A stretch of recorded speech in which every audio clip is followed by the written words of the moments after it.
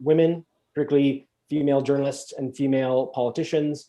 And we're seeing it have a terrible effect on society, threatening our democracy, and actually also having an impact on other women that might be thinking of a career in politics or in media to really reconsider. So we're very pleased here to bring together an exceptional group of panelists. We have Mercedes Stephenson, who is going to moderate the panel. We have journalist Supriya Dwivedi, Lana Cuthbertson from Areto Labs. We have former politician Lisa Raitt with us, as well as current Senator Marilou McPhedran. So we want to thank you for joining us. And before I turn to Mercedes, I would just like to thank, in particular, the National Council of Women of Canada.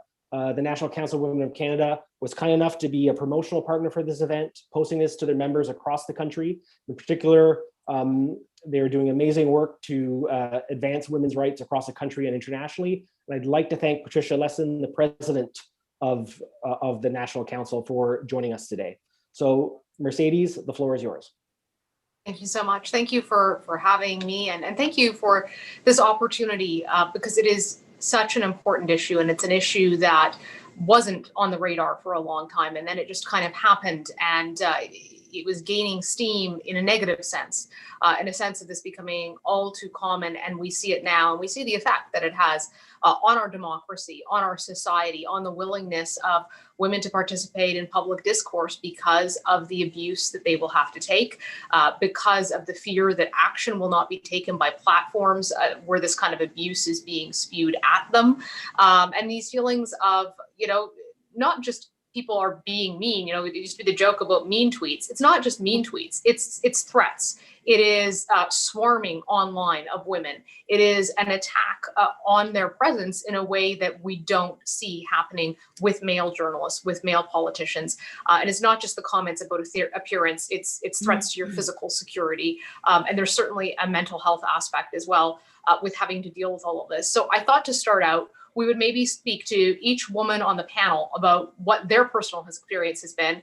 And then we can look at their, what is the problem? Why is it happening? How do we deal with it? Where are the gaps?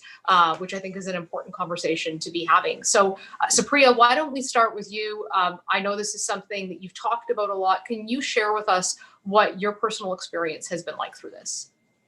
Yeah, so I mean, Mercedes, to your point, I think it's really important that people recognize just how pervasive this is and how endemic it is, particularly if you are a female journalist or a politician. I've been called a feminazi more times than I can count. I've been told the only reason I have my job is because of some sort of magical affirmative action or mandatory diversity policy. I've had, countless death and rape threats, including one particular graphic time where I was told I should have my clitoris burned off while being gang raped, because just that morning I was on my old radio show and I had, corrected the false notion that if Canada were to sign the UN Global Migration Pact, we would not, in fact, have no borders. We would still indeed have our borders. And that's the kind of, reaction that had prompted. And I think, like a lot of women that are either politicians or journalists or are some other way forward facing, you deal with a lot of BS. There's really no other way to put it. You know how to develop a kind of skin, and you know how to parse the ludicrous, ridiculous commentary that you get from the stuff that you probably put away in a little folder because it worries you a little bit. And for myself, my callus had formed, and I had a pretty thick skin. But things changed for me when I got a pretty graphic rape threat that was directed towards my then 15-month-old daughter. And, I think a lot of women are willing to accept a certain level of what I would call like baseline BS with their job, or, whatever it is you want to call it. But for me, it just cut very differently when I saw the words "rape your daughter" and "bloody vag" appear across the screen from an anonymous sender. And I think we've ignored the issue for far too long. And I know we're going to get into the lack of regulations. We're going to get into the, lack of or unwillingness seemingly of some social media platforms to try and curb this sort of thing. But I think another issue that we've had is that a good chunk of the political journalists in this country who do, the bulk of the commentary or the reporting on politics and our discourse seem to have a pretty poor understanding of online radicalization in online spaces more generally. Present company, of course, Mercedes excluded. But so and we saw that sort of play out in the aftermath of the Toronto van attack, where you had all these, very well-established political journalists, never even heard of the incel movement, and we're all sort of new to this. Whereas a lot of female journalists were like, hello, we've been talking about this since Gamergate back in 2014. And so I think complacency is very dangerous, and I'm glad we're having this conversation. We need to move it forward, and we need, concrete action, because it's simply not tenable. And it's one thing for people, individuals to self-select themselves out, but in aggregate, that has an incredible and devastating impact on democracy. Yeah, I think that what you said there was so bang on about women having this baseline BS tolerance, that you're just so used to it happening, that you only pay attention when somebody makes a death threat or a sexual assault threat, or really forms this kind of swarm and gets other people to attack, that we're even in a position where that's what the norm is instead of the exception. Lisa, you are a woman, you're a politician. We know that women in politics, regardless of their political stripe, really draw this. Would you be able to share part of what your experience online has been like with us? Yeah, I can actually. And, the world of Twitter really came into being when I was a cabinet minister. Prior, there were a couple of glorious years there where all you had to really deal with were some crackpot websites out there, and whatever you were going to report in the evening, Mercedes, or what Supriya was going to comment on at 7 o'clock in the morning the next day on the radio. And then it all changed and Twitter came. And I don't think we knew or understood how to deal with it. And I'll give you an example. I got some pretty heavy hate during some times when I was labor minister, for example, and I would report it in to the establishment, and the RCMP would be dispatched to do a risk analysis, a threat analysis. But because nothing was happening in real life, it wasn't viewed as a threat. Well, I'm not really comfortable knowing that somebody has to actualize the hate in order for it to be valid. And that always did not sit very well with me. And it's only escalated ever since for lots of women that came after me. But to your point, Supriya, it's funny, you hit those BS moments. For me, I'm out of the political sphere, or at least I should be, but I'm still marked, and that's okay. So I'm going to get commentary, and I choose to ignore it because it's not part of my livelihood anymore. But I really can't stand it when people go after my husband who has Alzheimer's. That stuff bugs me. The kind of notion of I am open about my husband's caregiving. I'm open because I want other families to know that there are some serious issues when it comes to caregiving for young onset Alzheimer folks. But to get the response that I get online of, you're a bitch and you'll always be a bitch, and I don't feel sorry for you, and your husband's lucky he's going to die early so he doesn't have to grow old with you. That kind of stuff is emotionally extremely difficult. And I would almost rather be punched in the face than I would have those words thrown at me, either through the media through what's going on in the Twitter universe. So we turn it off. And that's where I get angry. I get angry because women are basically being told, ignore it, don't read the comments. Well, then I'm not getting a fulsome experience of social media, am I? And I'm not going to see the good comments because I have to self-select on seeing the bad comments. And I don't think that makes it equitable for all of us to be able to use social media. And it may be a little bit trite, Mercedes, but it's the same crap that I heard growing up in the 70s, which was make sure you don't dress too alluring because you'll attract the wrong attention. So it's always about the woman. The woman has to self-select. The woman has to mind what she says, do not attract the crackpots, that kind of stuff. But sometimes your mere existence is going to attract the negativity. So that's, I was delighted to get the invitation to come on, actually, and I really do appreciate the work that's being done, and I'm happy to know that we're able to talk about this in frank terms. Supriya, you kicked it off by saying exactly horrendous phrases that polite company never talks about, but we read it, so why shouldn't the rest of the world understand exactly what it's about? This isn't about a complaint or whining. This is about the fact that this is absolutely real. And if you don't say no, if you don't measure it, you can't manage it. And if you don't say no to it, it's going to continue to come your way.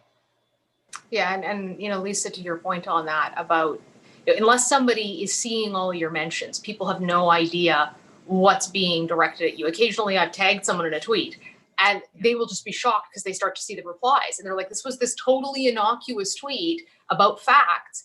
And the things that are coming back are just stunning, whether it's comments, calling you fat, or commenting on your lipstick, or how your blouse is cut, or your family.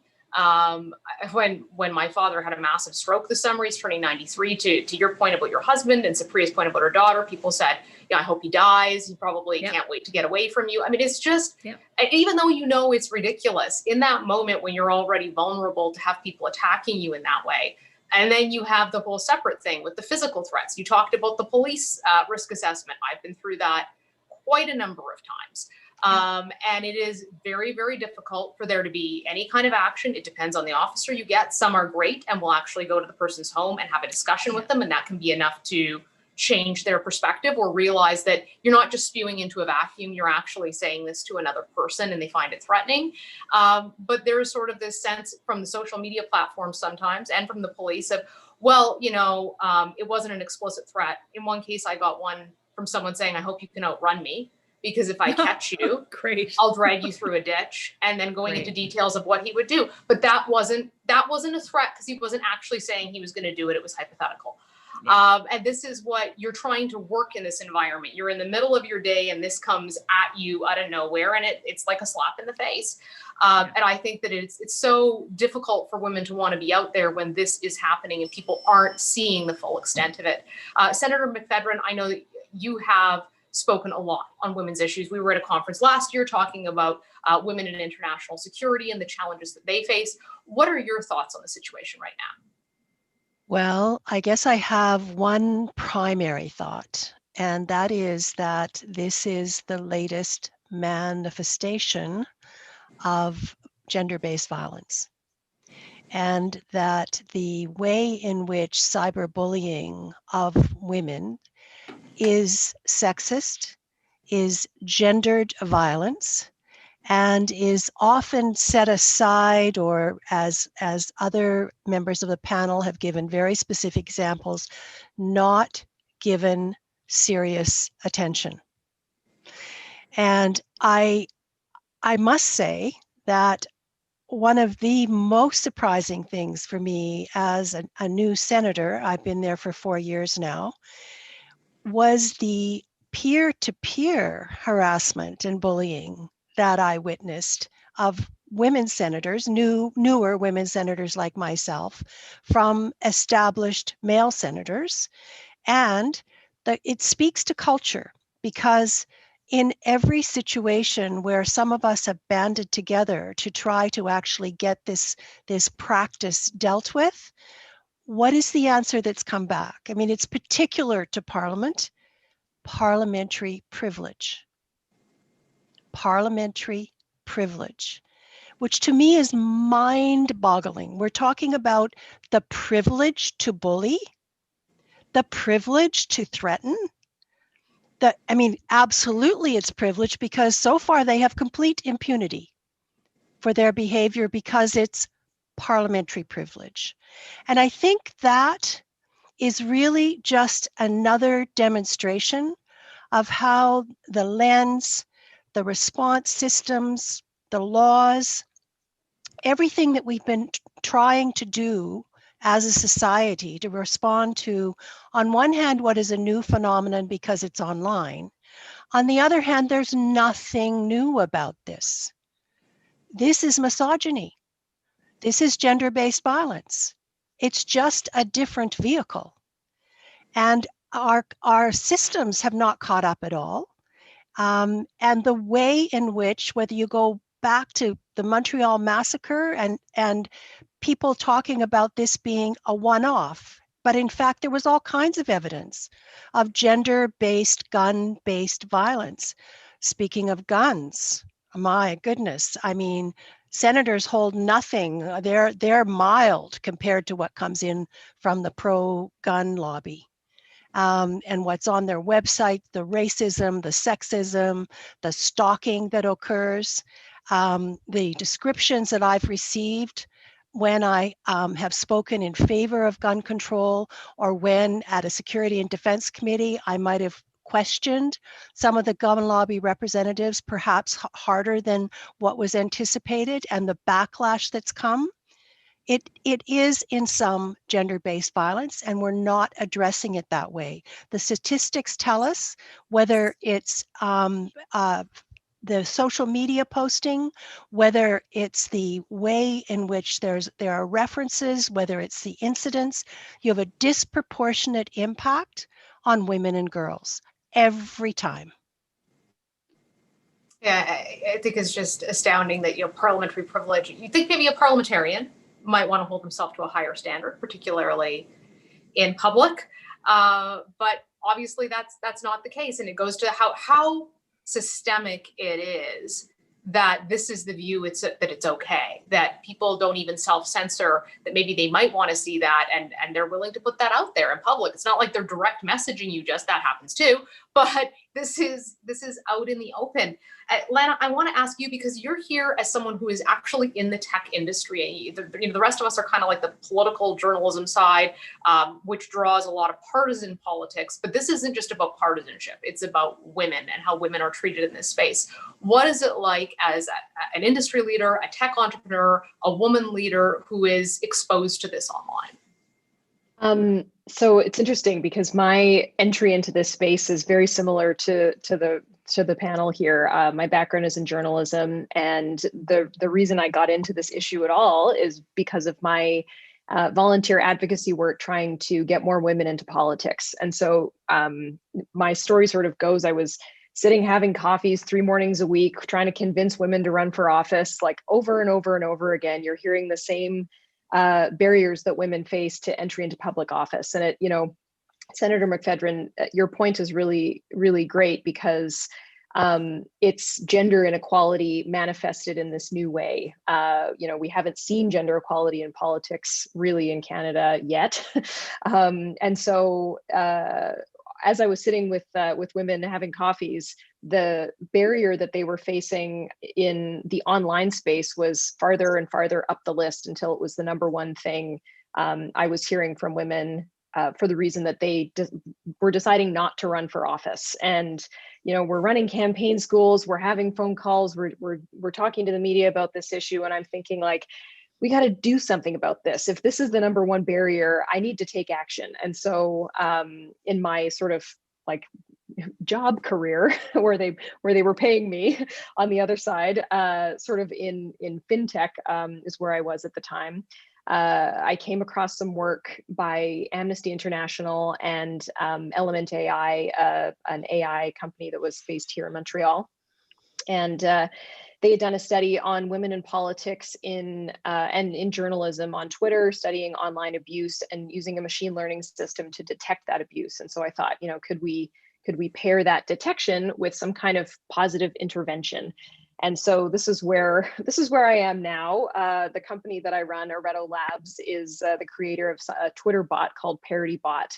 And we've run Parody Bot for 2 elections in Canada and in national elections in New Zealand and the United States, using machine learning to detect toxicity against the list of women candidates running in that election, and then posting a positive tweet for every negative tweet the system detects. And it's really, everything that everyone's saying here is really resonating with me, because you start to see the data and how frequent this is, and some of the patterns in the data, some of those swarms that you see, the different ways that different tweets are sorted into, direct threats, or just really harmful and abusive, or all kinds of awful things we've seen come through. And I think for a lot of women, what we've heard so far is, okay, something like this is validating, because Parody Bot now is just posting and posting and posting over and over again. And once people kind of understand what that system means, they start to see, okay, well, that means a woman candidate is receiving this many threats this often. And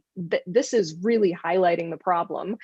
And then to that point too, it's about our culture, and this is coming out of the culture that we live in. This is the reality of the culture that we live in. So how do you start to change that? And that's the hardest job of all. I mean, building a machine learning system is, you know, just do some math and you can make it work and figure it out. But changing our culture is really the critical intervention that we're really trying to focus on. And so how can we marry these two things together? And it's hard too, because, you know, as we've been doing continuous interviews with some of our stakeholders and some of the women who are impacted by this, trying to figure out how we can make this tool more accessible and make it work for people in a way that, you know, maybe we're connecting with police and trying to automate some of these reporting mechanisms. You know, why is the burden on women to be constantly going through this? And it's work, it's effort, it's labor, it's extra stuff that all of you have to do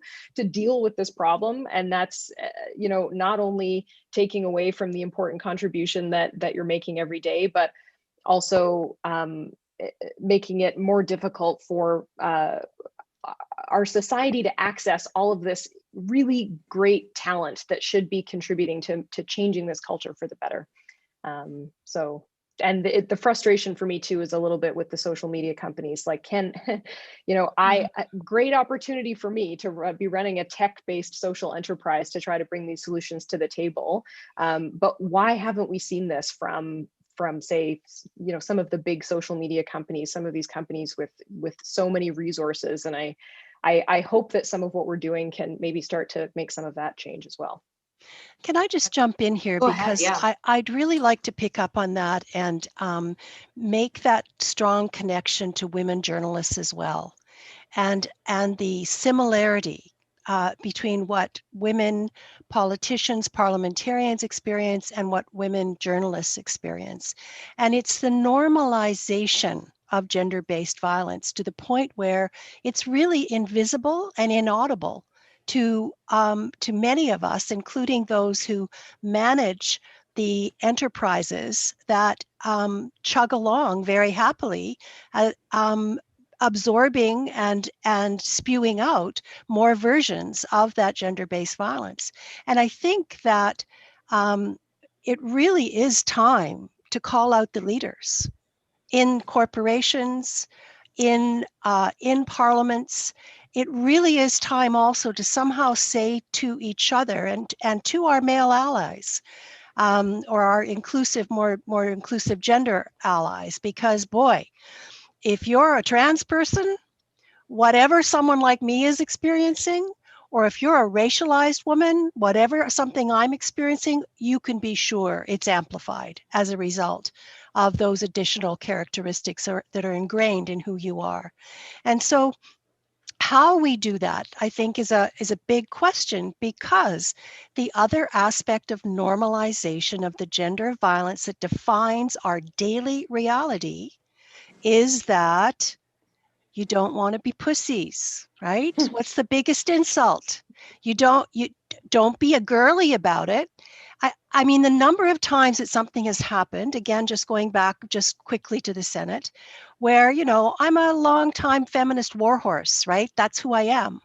And so something happens and I will go to a colleague and say, that was terrible. And they'll look at me kind of like, oh, well, it's okay. I can handle it. I don't want to make a fuss, or I don't want that to be how I'm identified. So there's a lot of internalized kind of macho until there's a breaking point. And I just don't think that's the way we want our institutions to run in the longer term.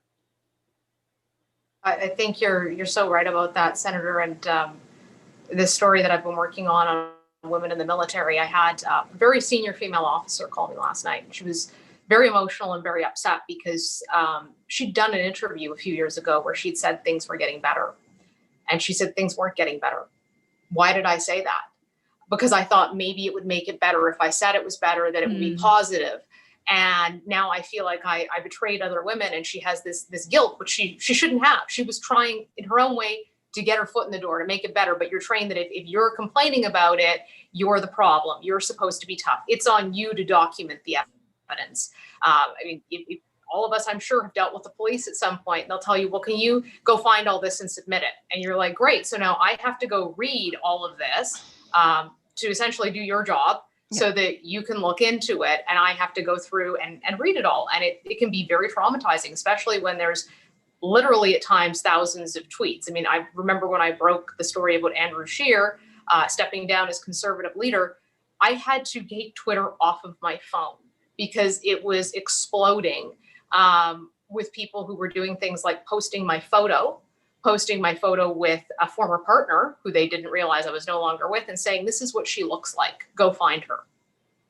That's not a threat, though. It's not a threat to say go find her, even though most of us can read between the lines of like, why would you want to physically confront me on the street? That seems a little odd. Here's the address where she works. And yet the social media platforms looked at that and said, well, it doesn't violate our content. It doesn't violate our policies. And so much of what you're saying about that labor being on you on top of it, I think is why so many women don't act, because when you do, the platforms aren't doing anything about it. One platform actually told me they have a higher standard for women in public roles. So essentially, you can say more about them that they would not tolerate as a violation of their standards if it was a woman who, was working in the bureaucracy or somewhere else and not public. But if you're a public figure, you're supposed to take it. Well, why? Why should there be a different standard for what is abuse? That doesn't make a lot of sense to me. And I found that really disheartening. And that comes to, what do the platforms need to do in this? Where's their responsibility? Supriya, we saw Twitter get rid of Donald Trump finally after sedition in the United States. But, where's their responsibility in what's actually being posted there and enacting when women are reporting this to them? Yeah, I mean, Mercedes, that's a great question. And I think I'm really eager to hear what everyone else has to say. But with respect to your own, experience and it not being perceived as a threat, I think these platforms need to realize, as you said, like to read between the lines and to not have a ridiculous higher standard or higher burden for women that are on the platform, because it just doesn't play out like that in real life. And the other aspect that nobody has really touched on yet is how disinformation and misinformation really amplifies a lot of the crap that I think female politicians and female journalists especially tend to get when they're either fact checking or correcting the record. So, I mean, one kind of no-brainer aspect to this that it's amazing hasn't been implemented yet is to implement these sort of I guess what's referred to as like a circuit breaker. So when new viral content is, is going through the platform with like such impressive speed, to kind of break it, fact check it, and let users know what they're posting or why what they're posting has in fact been, paused while it's being verified or fact checked. I think another aspect to this is like needing, and this is more on the Facebook side of things, but needing to be more transparent with users as to why certain content is being recommended or promoted to them in their feeds. We've seen, the devastating effects of disinformation that Facebook and WhatsApp has promulgated throughout the world, whether it's, we mentioned the US, but Brazil, India, genocide in Myanmar. So these are really real life, terrible, implications that don't just live in these online spaces. And I think we need to also get to a point where social media platforms are getting a little bit tougher with folks that are hiding behind anonymous profiles, that set up multiple anonymous profiles.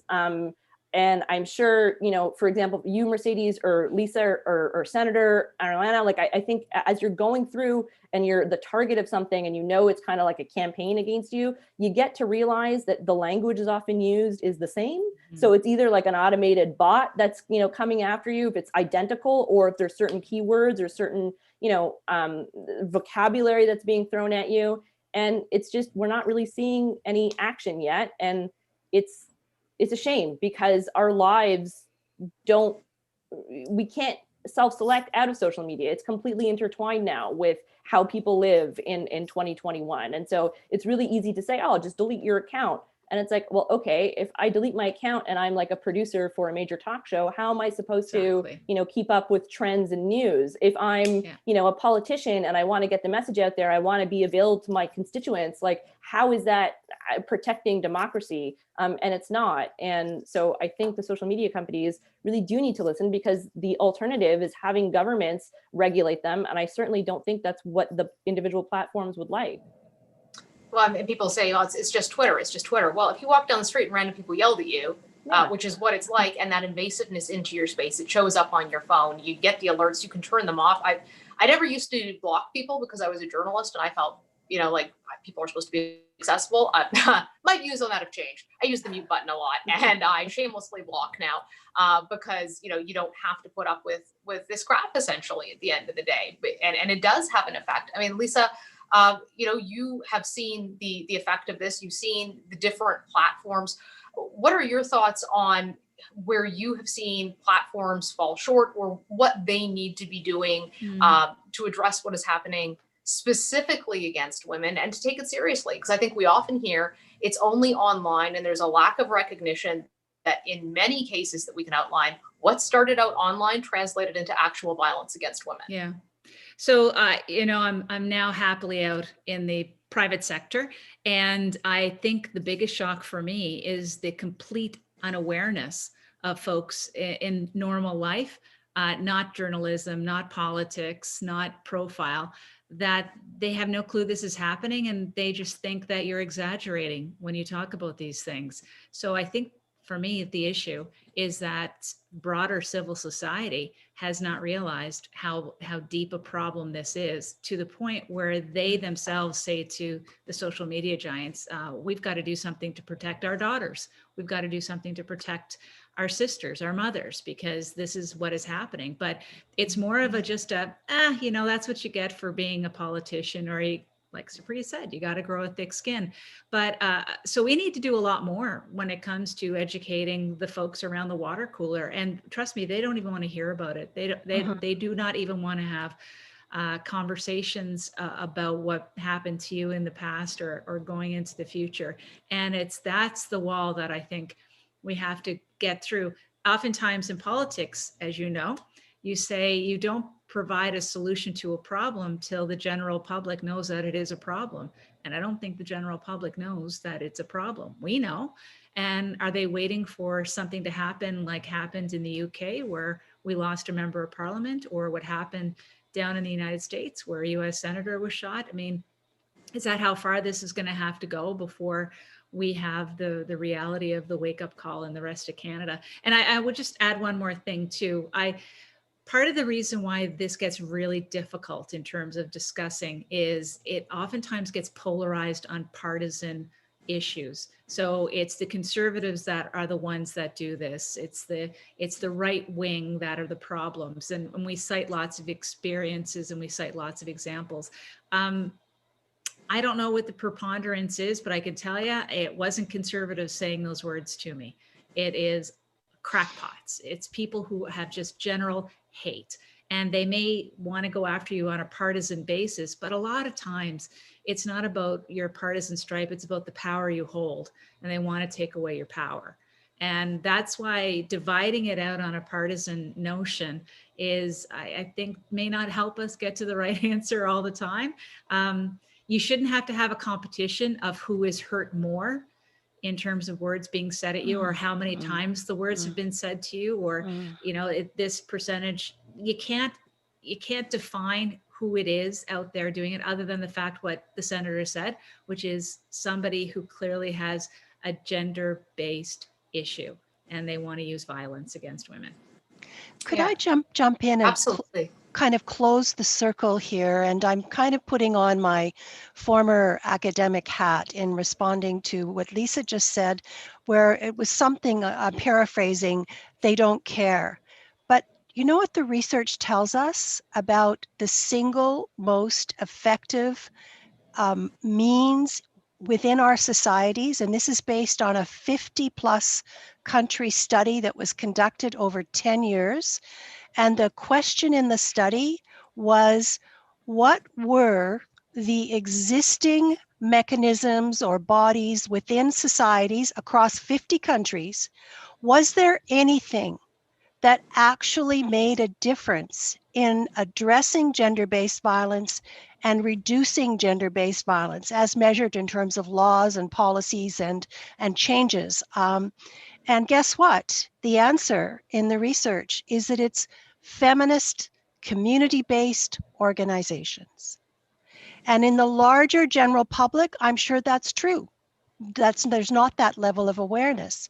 But every time we're able to actually invest in and validate and support through our volunteerism, for example, feminist community-based organizations, they do care and they do take action. And I noticed, for example, that National Council of Women is co-hosting this, and brava to them. But this is more than theoretical, because over and over again, we see that if you have a government that is not inclined to think about equality of its citizens, and women and girls need to be at the front of that particular line, especially if they are racialized or live with a disability, all the intersectional stuff.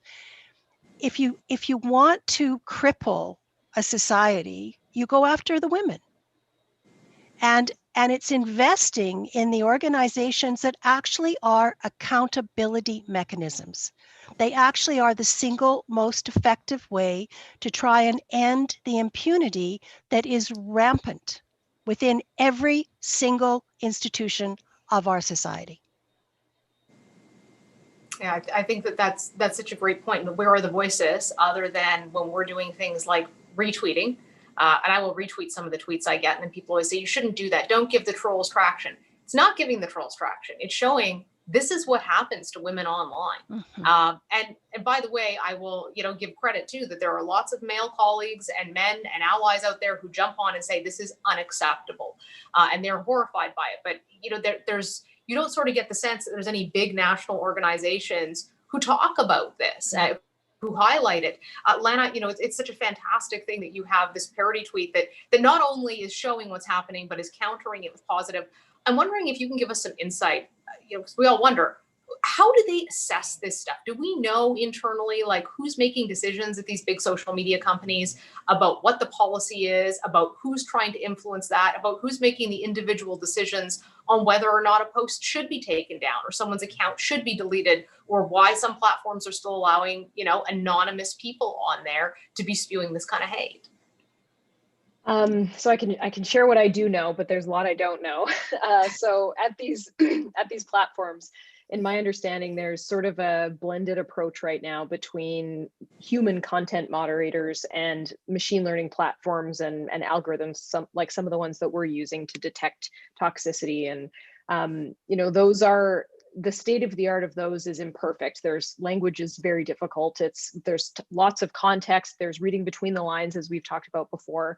And so having to augment that effort of content moderation with, human contractors. And like, for example, as Facebook has a team of people around the world, thousands of people who are sitting all day, every day, going through this content and then being traumatized themselves. And then this problem just spills and spills and spills into many different areas where trying to find solutions causes its own problems. And this is a difficult thing. So and I will say, Lisa, just earlier to your point, I've seen the data, and the trolls are nonpartisan. The trolls are multi-partisan. It's across the board. And I think, the data can tell us a lot. There's a lot we can do with this data. There's research that we can continue to look into. There are ways that we can leverage it for improving our cultures online. And there are ways that we can bring that not only to the platforms to sort of say, here, look, like we can systematize sharing this with you on behalf of the impacted communities. We could do the same thing with our governments and our police forces as well. So, potentially they can use that as ways to build up more programs and more solutions. So that's kind of what we're focused on. But, I think the platforms ultimately don't have a solution to this. They're trying, and we've had a couple conversations with a number of people in a number of different countries who are trying to tackle the same problem in their countries. And it's hard, because the sad part is, you're right, in some of these other countries, in the UK and the US, there have been these awful, horrible consequences, and the problem is still not really being addressed, and it's not really getting that much better. And it's really, it's a difficult thing, I think, for these platforms to know what to do with. And my my opinion here is that the business model of these platforms really is dependent on some of the mechanisms that cause this problem to exist and get worse in the first place. So there's this conflict in the business of what social media is. And so in my opinion, I think we probably will need government regulation and intervention at some point. Especially if we want to take seriously how much of a barrier and how much of a problem this is becoming to forward progress in society. And, as much as we've talked about how social media is a part of everyday life, there are lots of benefits that come from that. And if you can be in that space and not have to deal with some of this stuff and leverage the advantages, that gives you an advantage. And so thinking about the people who are at a disadvantage based on their experiences using these platforms, you start to realize how much of an impact this is having on the contributions that we're able to get from different parts of our society. And I hope we can continue to try to do what we're doing to solve this problem. And really, ultimately, I hope that these big platforms can roll this out at scale in some way. Absolutely. I think, when it comes to are the platforms going to regulate themselves? Will they? What has to happen before that comes to a head? Supriya, what are your thoughts on whether the answer is government regulation? Because we've heard Minister Miviel talk about this, the Heritage Minister. There hasn't really been any serious action, but they have said they're looking into it. Is there a role for government? What can they do? What should they be doing?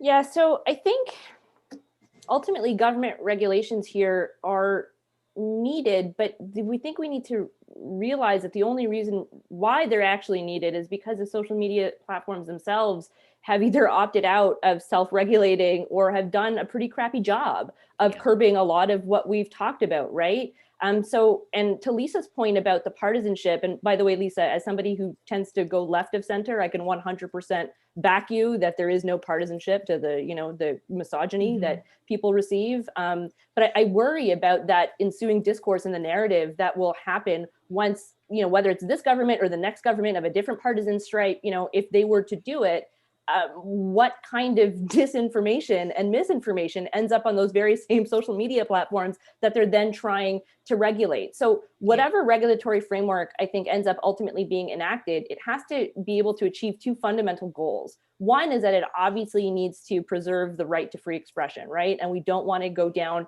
a path that other more authoritarian countries can kind of copy and paste to their own, whims to stifle things like dissent and political expression and the like.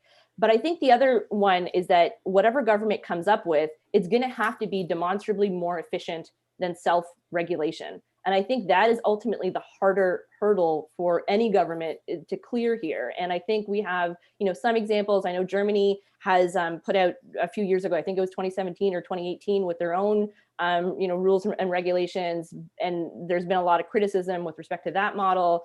There was a lot of criticism that was directed, for example, at Twitter when they did decide to pull President Trump's account at the time.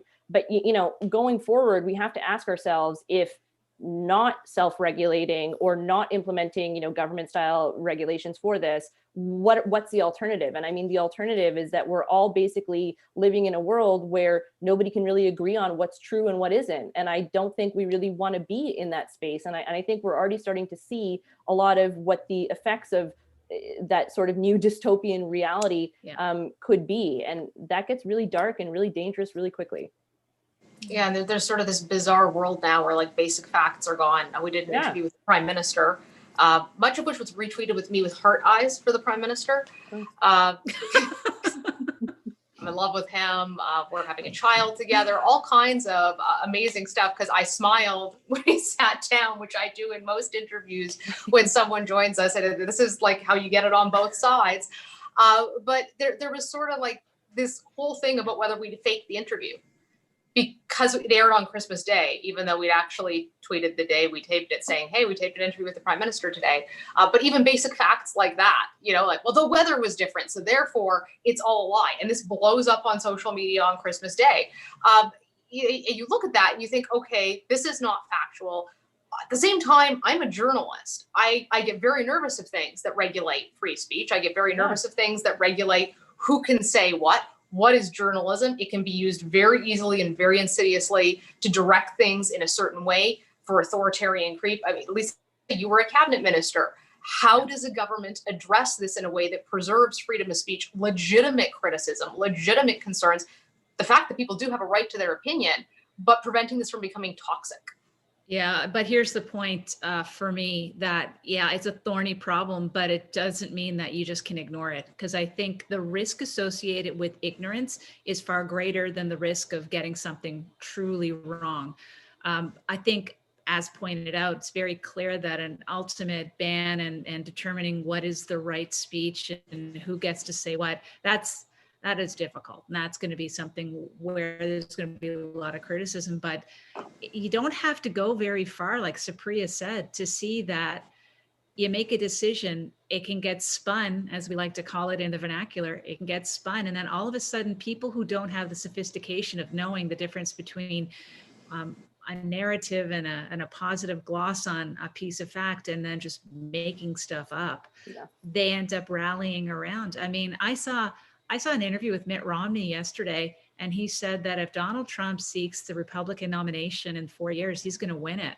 And you just kind of go, that's very interesting after all that we've gone through in the past number of years. So it's happened to a great extent already. And it's a bit like shutting the barn door now that the horse is out, but you still got to go through the process of shutting the barn door. So let me throw an idea out on the table. And this stuff never works, but I'm of the kind of person who tries stuff like this, nonpartisan, all party group that separates it out from partisan debate in a real effort to try to get it done right. And I'll give you a weird example. You know this one yourself, Mercedes. In Australia, they have taken a military procurement out of the world of it being a partisan issue because everybody parties are on this committee and they all work together on it. Maybe this is something that's going to need that all hands on deck kind of approach to get it right and have serious people sit down from all parties in government, in opposition to weigh in, not through a committee structure, nothing that is charged with partisanship, just recognizing that this is what we're going to do for Canadian society. And that's a pipe dream, I know, because politics overlay it, but nonetheless, that's my hope. That's my hope. I think we have sorry for jumping in, but I have a specific example to what Lisa is saying. We have a very recent positive demonstration of exactly what you're suggesting, Lisa. It's not a pipe dream. We have an all parliamentary group that focuses on human trafficking and modern slavery. And coming out of that group, conservatives and independent Senator Julie Miviel de Chen, she introduced two new bills actually, last fall. And she's spoken over and over and over again about porn depicting children, and especially Pornhub. And initially the response was, oh, it's a giant, there's nothing you can do, you just have to navigate around it. Aha. Then the New York Times picks up many of her points and about her bill. And then there's a special investigation that reveals, indeed, it's true about child pornography. And then here's the one thing we haven't talked about yet, which is a critical component of bringing about change. Who gets involved? Visa and MasterCard. And how does it happen? That thousands and thousands of posts get taken down because Visa and MasterCard brought the economic angle into this. And it's a combination. So it's a very interesting parliamentary, journalistic, economic. And that's why when we approach this as parliamentarians, we should not delude ourselves into thinking that government alone can deal with this. Lana, what are your thoughts on government intervention in all of this? I think something will be needed, and it's. I would just echo everybody. You know, it's a really difficult issue to solve, and I don't have the solution, but coming together across the board and everybody recognizing how it impacts everybody, all the people who are sort of suffering directly from this, but also all of their team members and their families and Canadians ultimately who are the ones that everybody's trying to serve. This is a massive issue. And then I agree that, you know, the solutions are going to be complicated and probably a few little things kind of put together and gradually implemented for us to make small changes at a time. And I think also, you know, as much as this is a technology problem, it's a culture problem. I really see this as thinking through how we can leverage what these social media and what these essentially digital community platforms allow us to do in positive ways, thinking about sort of the unintended negative consequences of that, and then thinking about how we can come over here and think about, okay, what does the research tell us are our cultural solutions, and how can we leverage and combine the advantages that we have now with technology with what we know works in terms of cultural intervention. And I think, you know, selfishly, that's what we're trying to do at Areto Labs as a social enterprise, like build a system that people can leverage and bring into their own communities. Like, okay, I'll hire a bot to come into my Facebook group of 200 people. It'll post positive messages, values messages, start to set the culture and the tone of what we want this to be like. And at the same time, use machine learning to detect and automate some of that detection and flag it and intervene where it's possible. And you know, this is kind of my dream. Like, I think the solutions are there. It's sort of like that we have the solutions. It's just a matter of who's going to implement them and who can really take leadership on this. And I think these points have been brought up before, but we're close. I'm optimistic. I think we're close. I think we have the solutions. It's just a matter of bringing the right people to the table and taking a few more steps down the road. And speaking of those solutions, I do want to get to some of the questions that those who are so kindly watching us today have submitted. So I want to start with one from Kathleen McGill. She asks, what about a system like eBay has where people can upvote or downvote? So the community gets to decide when somebody gets a strike, 3 strikes, you have a year ban, or something like that. What are your thoughts on that? Whoever wants to answer first. I mean, I would just say that Reddit's platform kind of exists like that, where you're upvoting comments or downvoting comments, and you do have moderators that look over the content for certain, you know, subreddits are what they're called, but basically, you know, more focused verticals on the topic of what you're talking about. And while in theory, you know, if self-policing like that does tend to at least do a little bit better than on, you know, Twitter or Facebook, I mean, I think arguably both Twitter and Facebook do have the reporting option, right? So you're kind of upvoting or downvoting in that same way. The problem is more so that a lot of the time, like so many of my other panelists have noted, that there isn't that reading between the lines, that saying that you're going to confront somebody on the street, or hypothetically, if I ran into you on the street, you know, what would happen? I mean, I once had somebody say to me, hypothetically, when I'm pulling into the garage at the radio station, it's empty. So it would be a shame if I were to be bludgeoned and raped, right? And like that wasn't considered an actual thing because it existed. You needed to read between those lines to perceive it as an actual threat. And that it would be my worry of that not necessarily being enough to really combat what is out there. Anyone else want to weigh in on that? I just see a world where where there's too much subjectivity, and it's okay for somebody to say something about a Liberal MP, but it's not okay to say it about a Conservative MP, or vice versa. And the upvoting or the downvoting gets struck in a partisan kind of way. And that I don't know if that would be working. I'm okay with getting shots at me for being a partisan, by the way. I don't mind if you call me a conservative hack. That's okay. It's when you insert the gender specific kind of family stuff is when I reject it.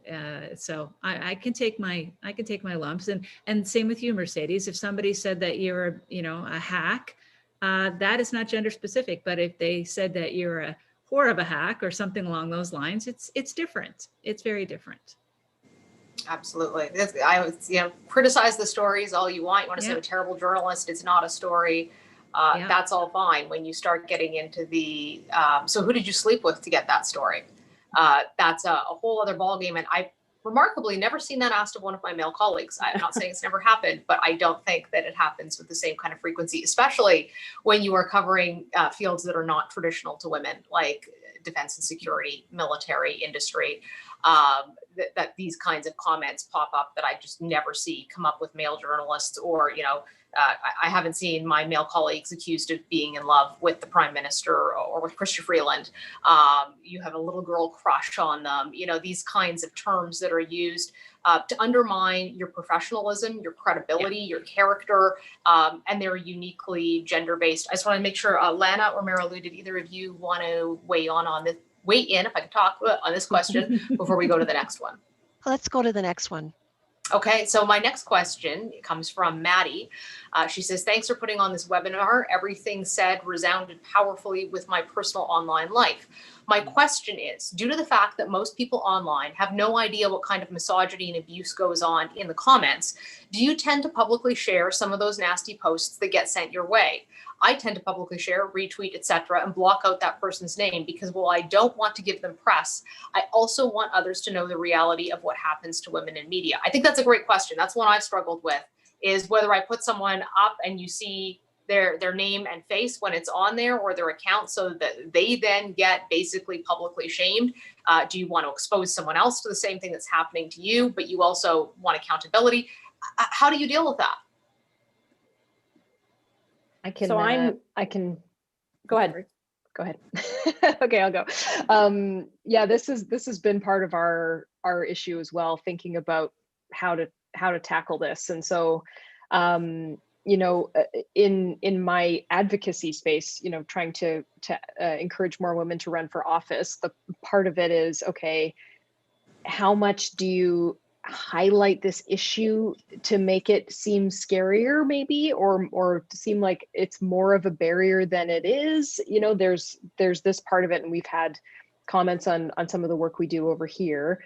And then how much do you reinforce that negative message? And so our solution to that has been explain to people that this is what's happening, post all these positive tweets to maybe try to change the conversation, but also at the same time indicate and show how often this is happening and give an indication of some of the data behind these things. But ultimately, my personal opinion is that it's this, no matter how it happens, and I think there are arguments for a number of ways for this to happen, many more people need to understand how big of an issue this is. And I think one way to do that is to share and expose and help people understand what this looks like. It's just that basic awareness piece. And the last thing I'll say on that is that I think, experiencing some of these attacks personally is,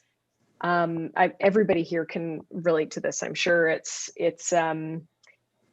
just a little bit different, even like seeing what somebody else is going through. It's sort of objectively bad. You see these negative tweets shared and you go, I know that's bad. And I'm thinking, how do we explain what that really deep emotional impact is? Like what the true impact of that is. And I don't really know the answer to that. I'd be curious to hear from some of the rest of you on, like, how do you share that personal experience? How does it personally impact you? And that's sort of a missing piece for me still.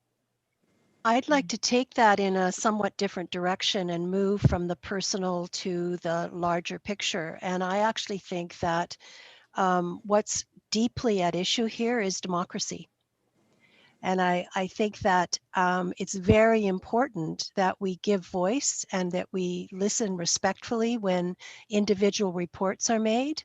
but it's equally important. In fact, I would say it's more important to connect up that web of all of these personal individual experiences that are remarkably similar because they're all fueled by misogyny and gender-based violence. It's been normalized in our society, and take it up into the bigger question about a functioning democracy that is very much undermined by fake news and by this hate porn that's directed at women journalists and women politicians in particular. Supriya? Yeah, I mean, I'd agree with a lot of that. With respect to sharing a lot of the crap that you receive, I would say that I tend not to share the generic, and it's so terrible that I even call this generic because it is terrible to even say, but like a bleep stained C word, to me, I'm not going to necessarily share that tweet. But for example, I had been talking quite a bit about the role that India's government tends to play in stifling free speech in Canada and other jurisdictions as well that have a large Indian diaspora. And the bot attacks and the organized campaign of hate that I had received from a lot of hard right Hindu nationalists could arguably very much word for word almost mirror what a lot of, you know, hard white nationalists would be, you know, spewing at white female journalists. And so I shared a lot of that at the time. This would have been in like 2018-ish. And the reason why I did so is because I wanted to raise awareness of that issue. I wanted to raise the issue that, you know, you kind of get it from, you have different intersecting identities. You know, the senator did mention that at the beginning with respect to her remarks. And I think it's important to recognize that there are all sorts of different aspects of hate, and it's so ridiculous to even say that out loud, but there is, and I think those need to be exemplified so that people understand that it's not just in one variety or flavor, if that makes any sense. And to that, what we've been talking about, that this is a manifestation of culture, and people are emboldened by the fact that they can now say things they would probably never say to your face. But they can say them. They can say them without repercussions, without their identity being exposed, without people in their social circles or their work saying, like, I can't believe these are the things you think or the things that you say publicly. It's emboldened what was already existing. And in some cases, it's reinforcing it, or as you were talking about, it radicalizes. And that can happen in these sort of echo chambers where people tell each other they're right. We saw that especially with the incel movement. It continues. It continues in partisan circles too, where, you know, people who will say they're feminists suddenly will post your wedding pictures and question who you're married to and whether that affects your politics. Don't see that happening to male journalists very often. Don't see that happening to male politicians very often. Certainly happens to women an awful lot. One of the questions that we have that sort of relates to, I think, this bigger picture and the bigger problem we're facing, which online becomes a manifestation of for and really like a bullhorn for, Linda McDonald asking us, do you think that making misogyny a hate crime would help? What are your thoughts on that? I'll go. I'll go, yeah. I'll go, yeah. I mean, I say yes. I'll go, yeah. And I know it may be a little shocking for people out there in listening land, but the reality is I think that the Generation Z and Generation C, the ones that are coming up below us, are steeped in a world where this stuff is not being called out. And to your point, Mercedes, there's no accountability here. There's zero accountability for what you're saying, and you get to hide behind avatars, and you don't have to ever disclose. And if you ever, by the way, say we're going to disclose who you are, then you're being doxxed, and that's the worst thing that could possibly happen on the internet. So yeah, maybe that is something that will get people's attention, because it's, you know, to your point, I mean, Lana, doing tough work trying to get women to think that they want to go into politics, man. I have those conversations too. You go into any high school and you ask a classroom 50-50 who's thinking about politics, it's just the boys putting their hands up. It's not the girls, because they've been told and they've heard that it's tough for women to do this kind of stuff. And you know what? They're getting harassed themselves too. And this whole cowboy culture, it's very much alive, and it's worse than when I was a kid, I have to say. And that was many, many years ago. Many years ago. I know I'm doing a Concordia thing, but so yeah, I say, yeah, why not? Why not? We've tried everything else. It doesn't seem to have worked. I would just build on that to say that we, in Canada at least, we don't have to turn away from the jurisprudence that we have on hate speech, and the fact that we fell short of taking that step. But there's nothing to say we can't come back and take another look at it with the facts and the realities of today, and understanding that we're talking about crimes, and being clearer about it in the law as well as in our research and our analysis is the way forward on this, to a more egalitarian society that also the research shows us is a more productive society. Well, and it reminds me of, you know, when you used to hear domestic violence, well, it's a private issue inside the marriage. That view has changed. This is not a private issue for women to deal with. It's a societal issue.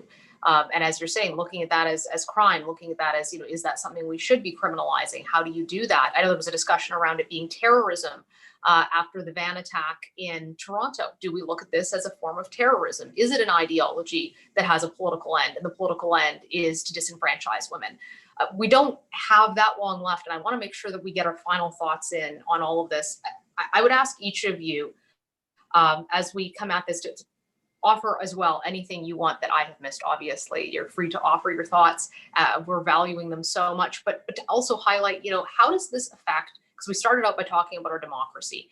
Yes, it's mean. Yes, it's awful for us as individuals. Yes, it deters women. What are the consequences of that for the country? And what are the consequences of that for us personally? Lana, do you want to start? Sure. I think it goes to the very heart of why equality, and specifically gender equality, is important. There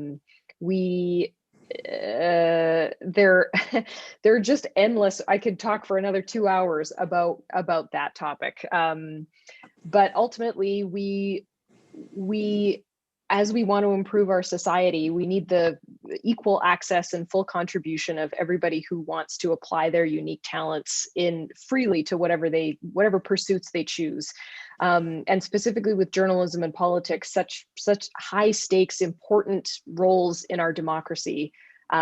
We're leaving so much potential on the table if we leave these barriers in place and let them get worse, and we don't do anything about it. And, you know, I've ended up in this sort of tech world and in this tech issue, starting in that gender equality issue, and specifically in politics and journalism, kind of for that reason, seeing that, you know, this is the space now where we live so much of our lives, especially now this year with COVID, and we've seen how big of an impact all of us interacting digitally has had on exacerbating some of these problems. And so I mean, you know, personally, this is maybe sort of a weird little boomerang issue, but like, for someone like me, climate change is such a fundamental issue that we're all facing, and you sort of think about all the different solutions we're looking at there, and you end up back at this space, at gender equality and online misinformation, and how important it is to tackle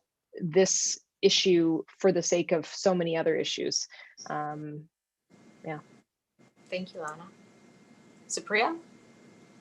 Yeah, I mean, just to build on that, I think what I would say, particularly that is unnerving, is that we can't really seem to agree on what is true, right? And to Lana's point with respect to climate change, you know, for example, Lisa and I may disagree with respect to how best to bring down our greenhouse gas emissions as a country, but we both have to be operating on the same set of facts. And that is what tends to get lost, I think, in a lot of these conversations around this, is that mis and disinformation is often amplified. The platforms are often, you know, their algorithms are tooled so that you're constantly in that echo chamber of mis and disinformation. And so you can't really get out of it. And when you have, you know, women that are self-selecting themselves out of these public roles, whether it's journalism or whether it's running for public office, then you have this huge deficit in terms of what kinds of stories get covered, what kinds of news gets delivered. And then, of course, with the self-selection of female, you know, politicians out of the public sphere, you don't want a boys club in there, but it also becomes very difficult to be able to convince the next generation of leaders that they should be taking all of this on as they're listening to us speak about this. So I would just say that these are very pervasive, issues that transcend partisan lines, that transcend whether or not you consider yourself a tech or a really online person or not. And they have real impacts in terms of the future of our democracy and really truth in general. And it goes to me too. I always think of the security side, and I see the disinformation online, and the undermining of the fabric of our civil society when you attack women, when you push women out.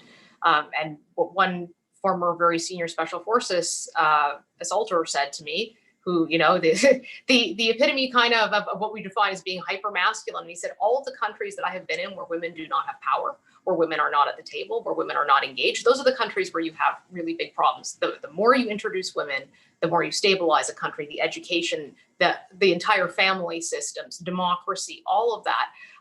And there is a very real risk to our democracy and to our country when you start to push women out of those public spaces and the result that it has. Lisa, what are your thoughts on this? I'm going to go back to what you started talking about, Mercedes, when you said that you got a call from a high-level woman in the forces who said, why did I say what I had to say? And I think my generation told each other that as long as we get women in power, eventually we're going to be able to turn the tide.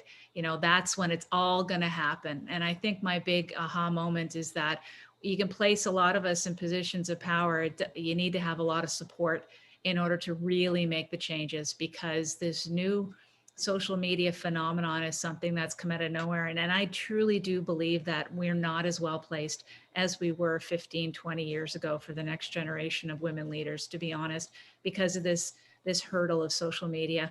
The last thing I would say about social media, and what I find fundamentally important too, is if you want to be a politician in this country, you need to wield it really well. It is the way to get elected. So you can't opt out of not using it. The days where, Jim Flaherty would say, I'm not going to go on that thing. What do I need to do Twitter for? Those days are done, man.